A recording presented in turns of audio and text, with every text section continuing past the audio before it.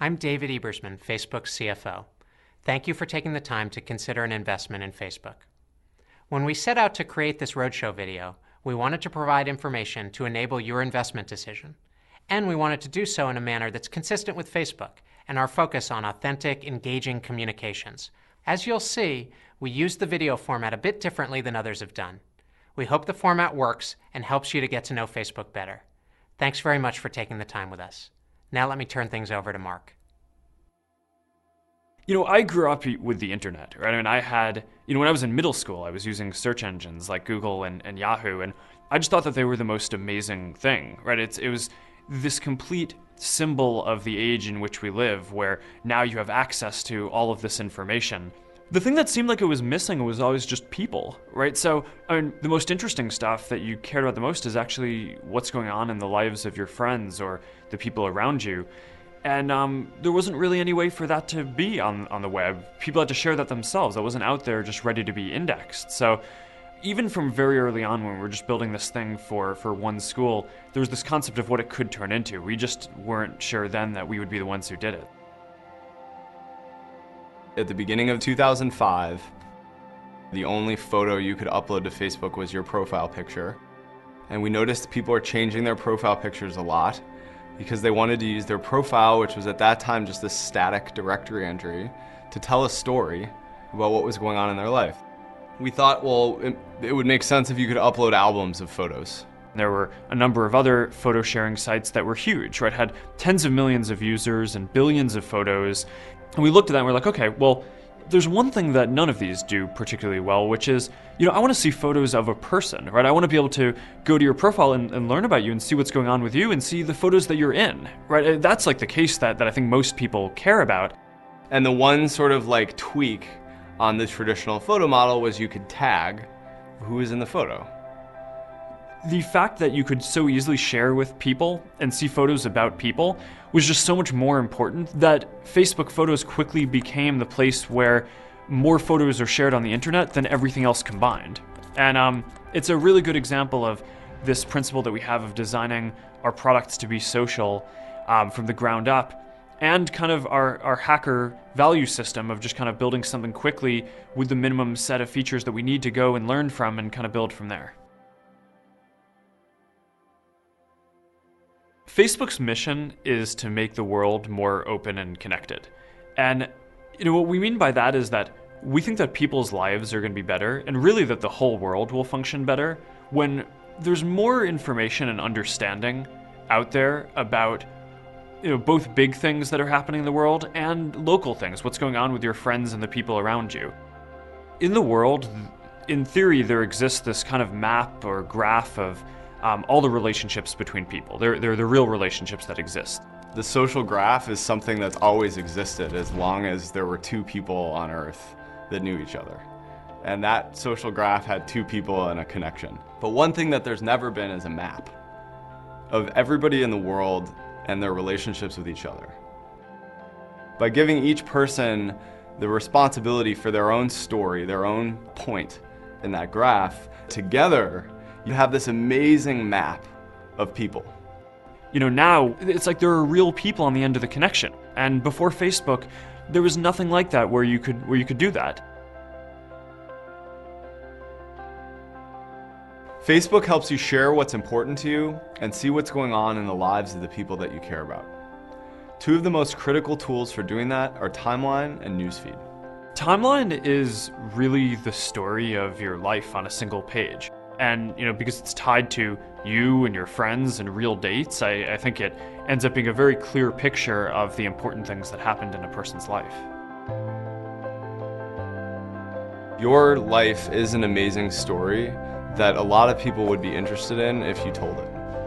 Whether it's your kid's first birthday, a restaurant you love, an album that you liked, an article that was interesting to you, you live through your communication of those things to the people you care about. Come on, baby.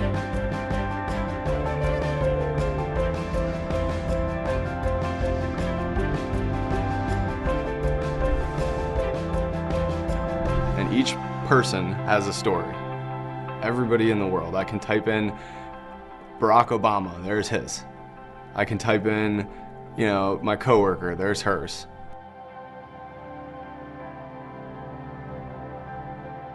Now, you have billions of people projecting their points of view, their photographs, their stories, their opinions into the world.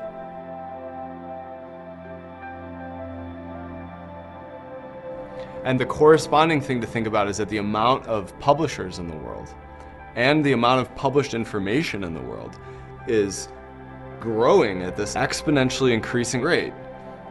And yet the amount of time we have in the day to make sense of it all is a flat line. And we see that gap as this really fast-growing problem/opportunity to build something that helps consolidate, customize, personalize, and aggregate and provide for each person exactly the content that they would want. Our tool for doing that is Newsfeed, which is the personal newspaper published by the people that you care about. It's always up to date, and it's in your pocket wherever you go.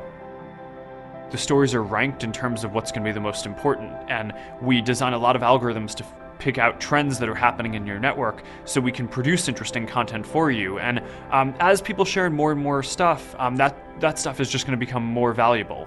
We're now changing within a generation the fabric of how humanity communicates with itself. There are over 125 billion friendships on Facebook. There are over 300 million photos uploaded every single day. There's 2 billion likes a day, and comments are left over 1 billion times a day. Over 900 million people use Facebook on a monthly basis.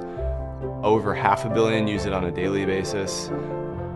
The mobile phone is becoming more and more and more a huge part of our daily lives, which we think means that Facebook will just become more and more a part of our daily lives. We have almost 500 million mobile users, and Facebook is the #1 most downloaded application on every major platform in the United States. And we think that's really natural because the things you do on a phone are extremely personal and social, and they're exactly the kinds of things that Facebook is amazing at helping you do.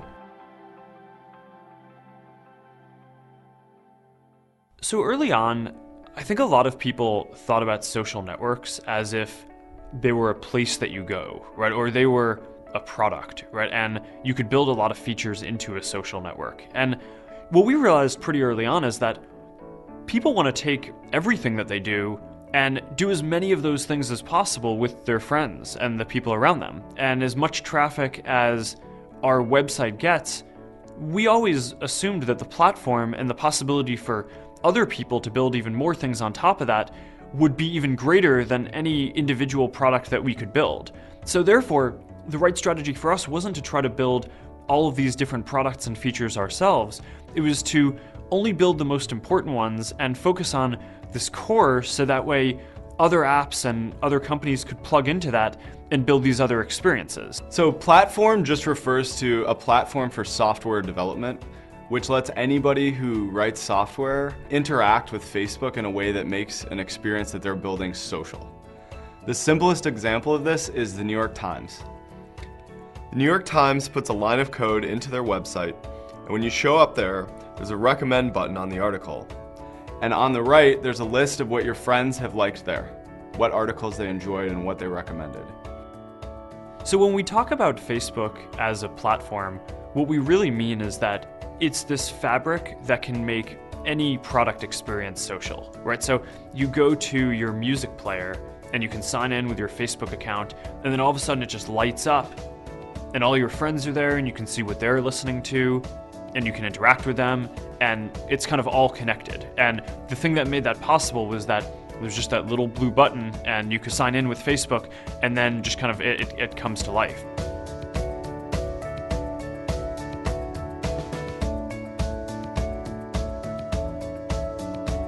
So the first real product category that was rethought by a company outside of Facebook was games. The set of startups ended up building these games that ended up being used by collectively hundreds of millions of people. I think one of the things that they did that was so important and interesting is they considered my interactions with other people a fundamental unit of the gameplay. What's amazing is just the velocity at how quickly we got to 100 million people playing a game that had been launched less than a year before. That's structural disruption. We've really reached this inflection point recently where now most companies that are getting started can rely on Facebook and know that the vast majority of their users are going to be on Facebook and have their connections there already. And that enables this huge amount of innovation to be unlocked. So the Open Graph is just the next evolution of platform. It allows people to share actions they take in other apps back to their timeline seamlessly. And those actions end up in their friend's newsfeed, which accelerates the process of new apps getting built and getting up to scale. The Open Graph can help transform any industry that is driven by word-of-mouth recommendations and where your opinion of what you should buy or what you should see or what you should do are informed by the people that you care about.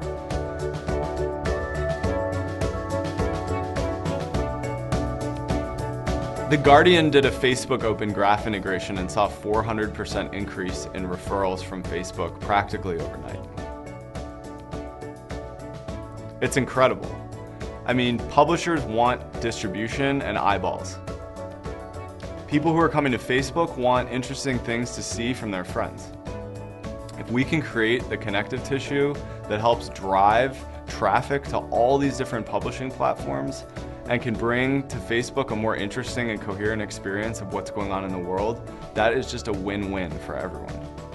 Charitable giving, travel, healthcare, education, shopping, sports, fitness, publishing, music, film, all of these things can be changed.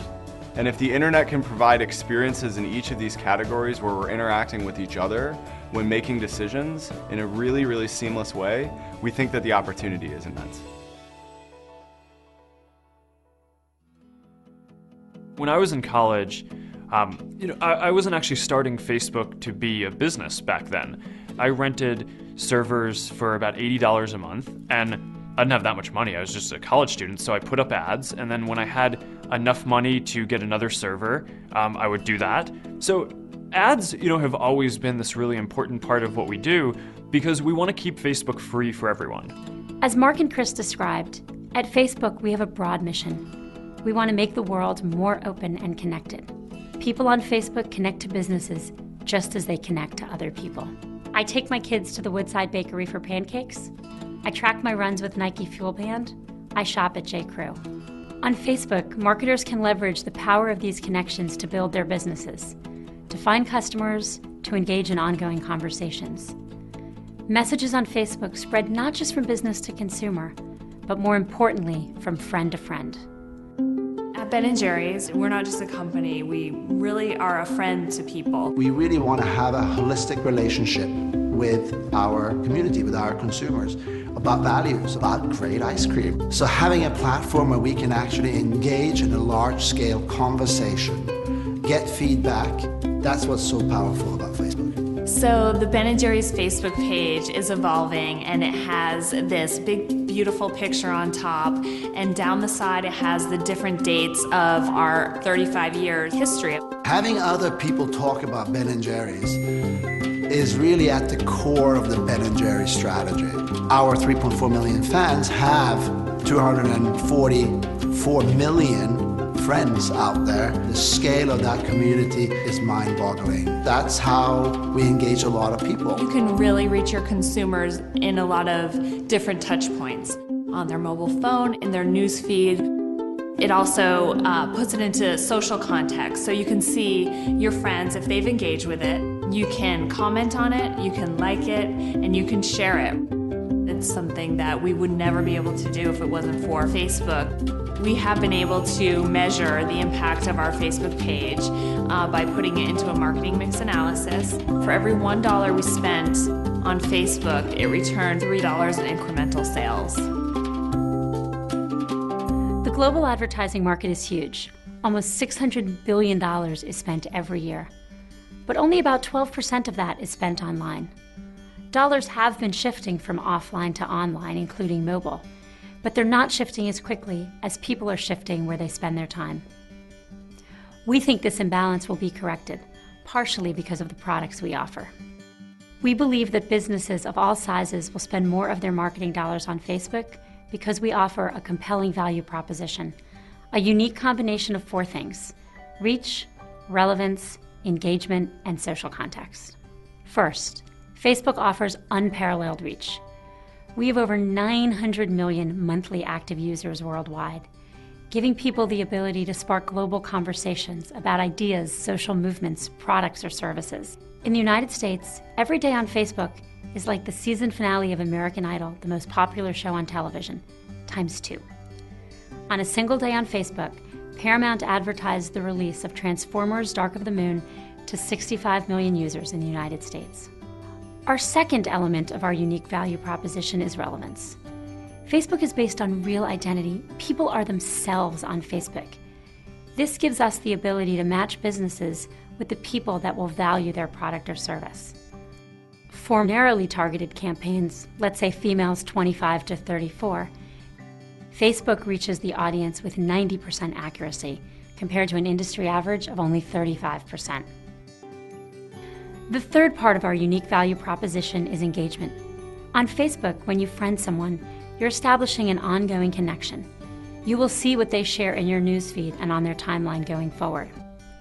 Similarly, when you like a business page on Facebook, you're enabling that same ongoing connection. I like Sprinkles cupcakes, and I have liked them on Facebook. When they announce a new flavor, let's say Irish chocolate for St. Patrick's Day, I will see that story in my newsfeed. This is really different from traditional advertising. Almost all other forms of advertising are one time and one way. Facebook enables businesses to have active conversation with customers that are part of an ongoing and authentic relationship. The fourth part of our unique value proposition is social context. Study after study shows us what we all intuitively know. People trust recommendations from their friends more than any other source. If I have a good experience at a store today, I might call my sister on the way home and tell her. But when I like a product on Facebook, I share with all of my friends on Facebook. This is word of mouth at scale for the very first time.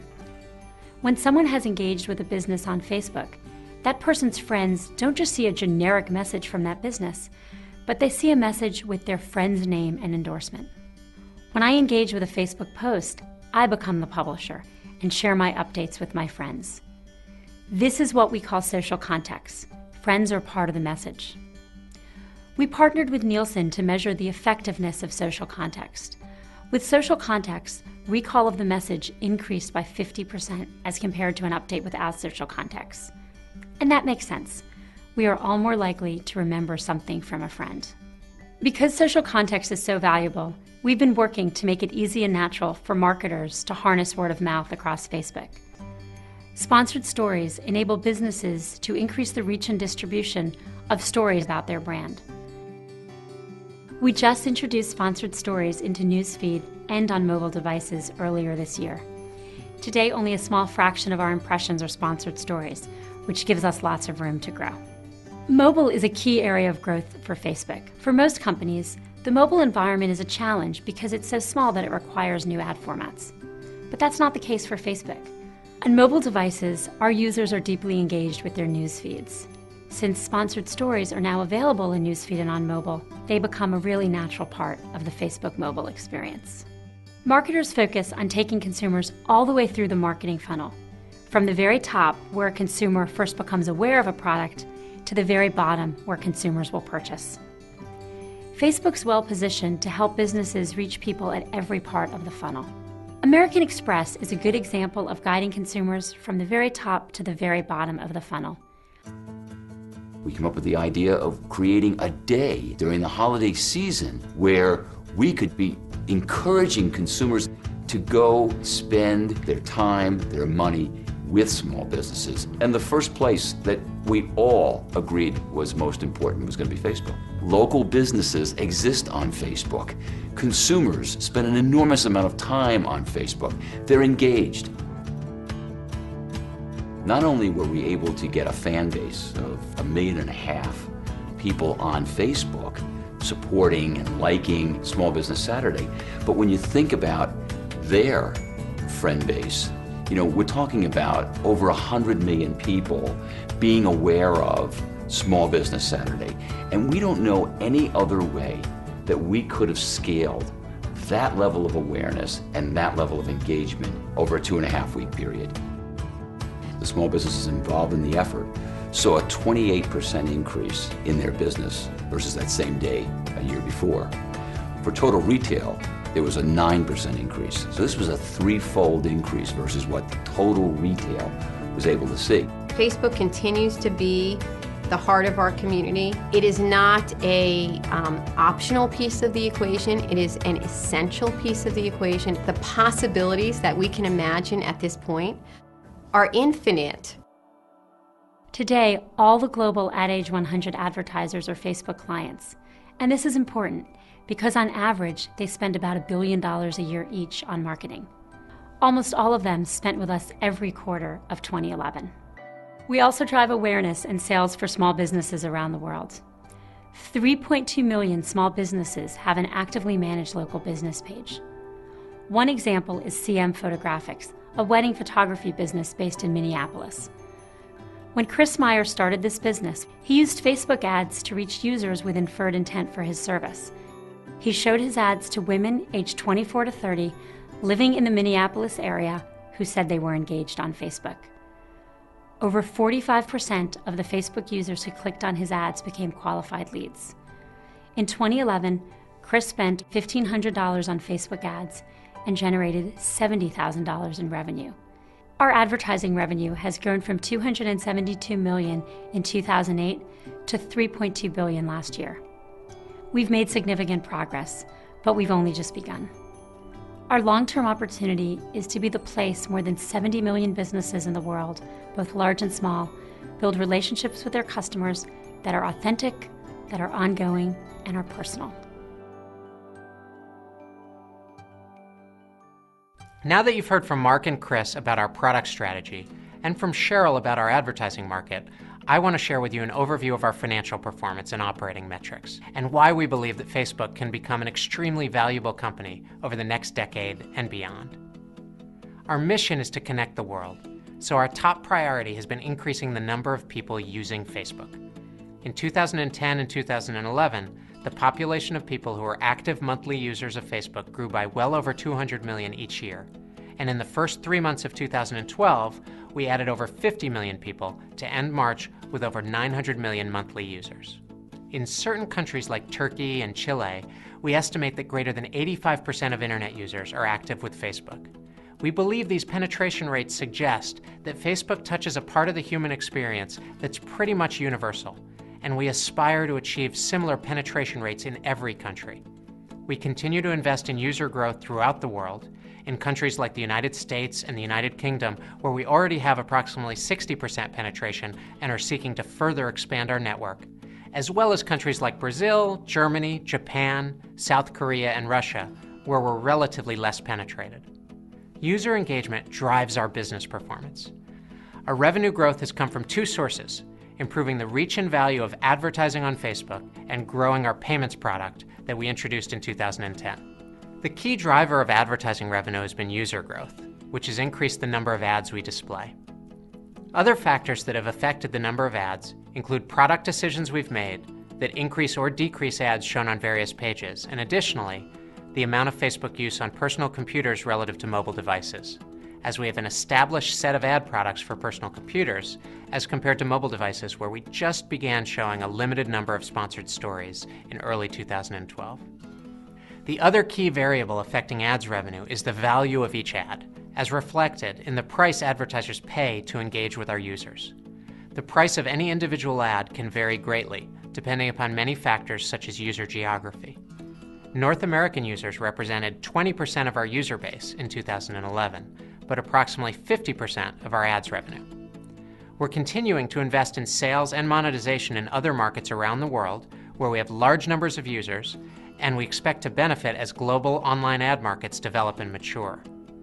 Future growth in the price of the ads we show will depend on our ability to continue to make our ads more relevant, more social, and more engaging. Our other source of revenue comes from payments. Our platform allows developers to build experiences such as games, music, or news that are social and personalized and integrated with a user's Facebook network. To support our platform ecosystem, we've built a secure payments infrastructure that enables users to purchase items from platform developers using any of more than 80 payment methods. In 2011, we processed $1.9 billion in payments volume, of which we paid out $1.4 billion to developers and recognized around $550 million in revenue for Facebook.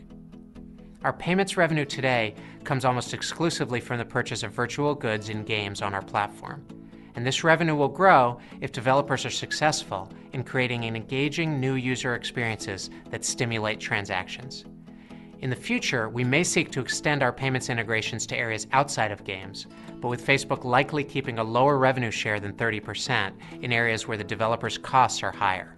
As our business has matured, we've been cautious about our rate of headcount growth, because we believe that a strong and focused culture matters a great deal in building a company that's sustainably successful.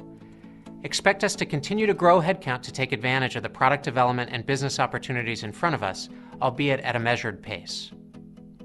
In terms of capital expenditures, our need for servers, data centers, and networking equipment is driven by the fact that we need a large computing infrastructure to deliver Facebook rapidly and reliably. We operate at a massive scale, serving over 10% of the world's population on a monthly basis. For each of the approximately 500 million people who will use Facebook today, we offer a unique, personalized experience. This challenge requires a major investment in computing power, and our infrastructure is an important part of our capability and competitive advantage. Our operating margins have been between 34% and 52% over the time periods presented here, bouncing around based on revenue growth and the timing of expenses, including stock compensation. We're pleased with these margins, particularly because we view ourselves as being in a heavy investment phase of our business as we build the foundations for long-term success.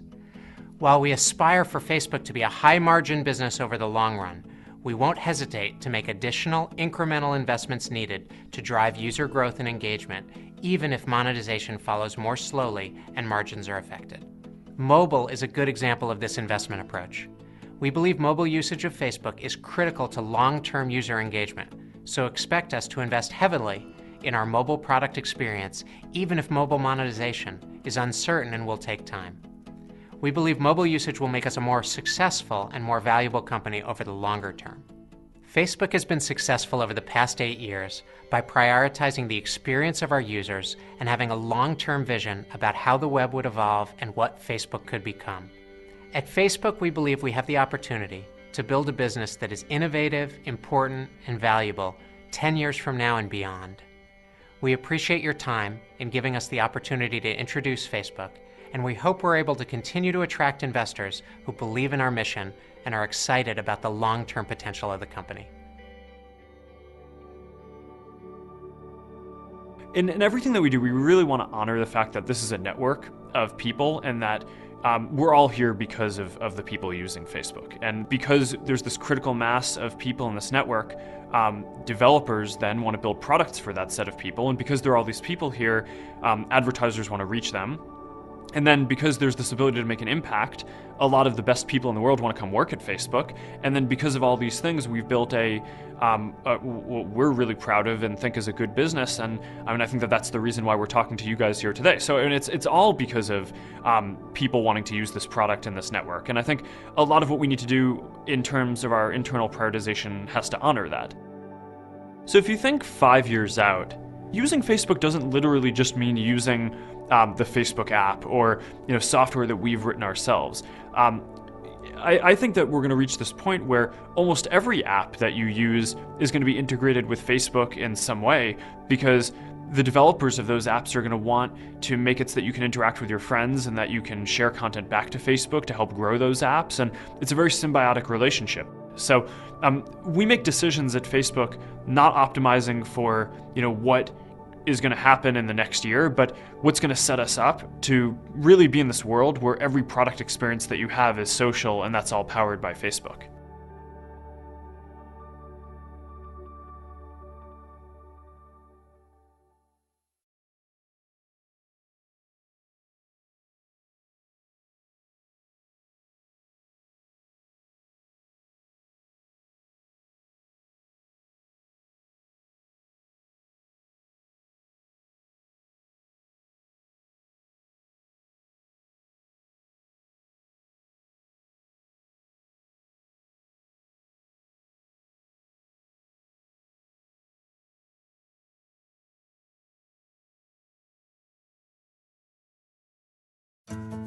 Diageo is the world's largest drinks company with a great portfolio of brands from beers to wines to spirits. In a world of limited marketing dollars, we always need to find the place where we're going to get the most bang for our buck. Facebook's got a great partnership with Nielsen. So for us, it was the first opportunity to start to connect the dots between what people are doing on Facebook and what happens out in the real world. What we did in this case is we ran an advertising test on 5 of our brands. When we looked at the group of panelists who were exposed to the ads versus those who weren't exposed to the ads, we saw a 20% difference in sales. It's great to see results like this in a nice controlled testing environment. But the exciting thing for us is where we go next. I mean, this is just the first step. We're going to keep partnering with Facebook. We want to keep learning and trying new things. It's an exciting time to be a marketer these days. I often feel that Facebook is right at the heart of pulling all this together.